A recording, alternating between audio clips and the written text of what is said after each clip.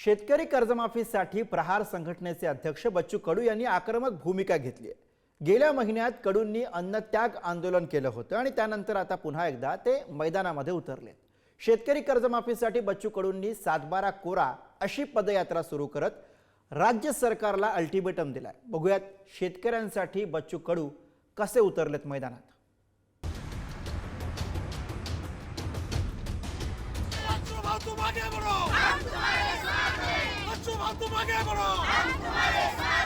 शेतकऱ्यांचे भिडू बच्चू कडू पुन्हा एकदा मैदानात उतरलेत। कर्जमाफीसाठी बच्चू कडूंनी भर पावसाळ्यात पदयात्रा सुरू केली आहे। 7/12 कोरा असं या यात्रेला नाव देण्यात आलंय। कर्जमाफीची तारीख जाहीर करा, अन्यथा मंत्रालयावर धडकण्याचा इशारा बच्चू कडूंनी दिलाय। जेथपर्यंत कर्जमाफी होत नाही ना आमच्या मागण्या पूर्ण होत नाही। मेंढपाळ असेल, तुमचं मच्छीमार असेल, दूध व्यावसायिक असेल, कांदा उत्पादक शेतकरी असणार, नौकर भरती असेल, दिव्यांगाचा पगार असेल, याच्यावर निर्णय घ्यावा आणि नाही घेतला तर आमची महाराष्ट्राच्या कानाकोपऱ्यात ही पदयात्रा टप्प्याटप्प्यानं काढल्या जाईल। 2000 किलोमीटर फिरून 2 तारखेचं आंदोलन आम्ही मोठं करणार आहोत। सगळ्यांना आवाहन करणार आहोत, गावागावात खेड्याखेड्यात जाऊन का 2 ऑक्टोबर चलो मुंबई। मी स्वतः लेखी दिलाय, मी बच्चू कडूला लेखी दिलाय त्यांच्या आंदोलनात जाऊन की बच्चू कडूजी आपल्याला कर्जमाफी करायची आहे, ते आमचं वचन आहे, आमचा अजेंडा आहे। आम्ही निवडणुकीच्या काळात संकल्प केला आहे, देवेंद्र फडणवीस सरकारने कबूल केला आहे शेतकऱ्याला कर्जमाफी करू। आणि आमची समिती जी राहणार आहे ती अत्यंत महत्त्वाची समिती महाराष्ट्राचा संपूर्ण दौरा करून ज्या शेतकऱ्याला गरज आहे ती करणार आहे। बच्चू कडूचं आंदोलन हे दुटप्पी आहे।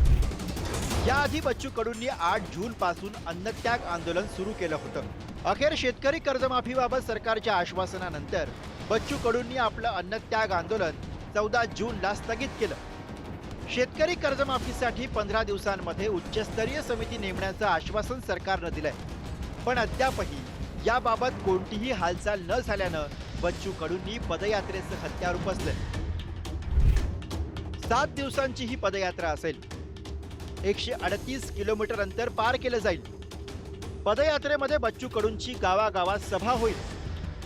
मोठ्या संख्येनं शेतकरी सहभागी होतील।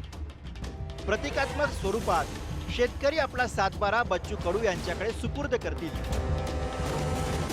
देशाचे पहिले कृषी मंत्री दिवंगत पंजाबराव देशमुख यांच्या जन्मभूमी असलेल्या पाबळ गावातनं यात्रेचा श्रीगणेशा झालाय, तर देशातील पहिली शेतकरी आत्महत्या झालेल्या यवतमाळ जिल्ह्यातल्या चिलगव्हाण गावात यात्रेचा समारोप होणार आहे। दरम्यान बच्चू कडूंनी काढलेल्या पदयात्रेवर कृषी मंत्र्यांनी बोलण्यास नकार दिलाय। आम्ही कांद्याच्या प्रश्नावरती केंद्रीय ग्राहक मंत्री आहेत त्यांच्याबरोबर चर्चा करायला आलेलो आहे। ती चर्चा झाल्यानंतर तुमच्याशी सविस्तर बोलतो। बच्चू कडूंची यात्रा बच्चू कडूंची त्यांच्यावरती काही बोलू इच्छित नाही।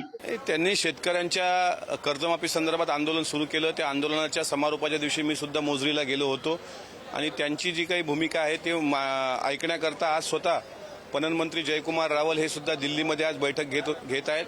आणि जर त्यांचं समाधान झालं नसेल तर ते संविधानिकरित्या जर तो मोर्चा काढत असतील तर त्यावर सरकार म्हणून शेतकऱ्याला काय दिलासा देता येईल सरकार प्रयत्न करेल।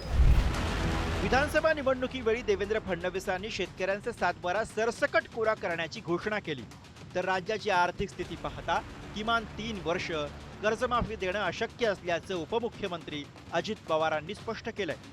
पण सत्तेतील शिंदेच्या शिवसेनेचे आमदार आणि माजी कृषी मंत्री अब्दुल सत्तार यांनी लवकरात लवकर शेतकऱ्यांना कर्जमाफी मिळावी असं साकडं थेट विठुरायाला घातलंय। पुन्हा सरकार आलं की आमच्या शेतकऱ्यांना पूर्ण कर्जमाफी आपण देणार आहोत।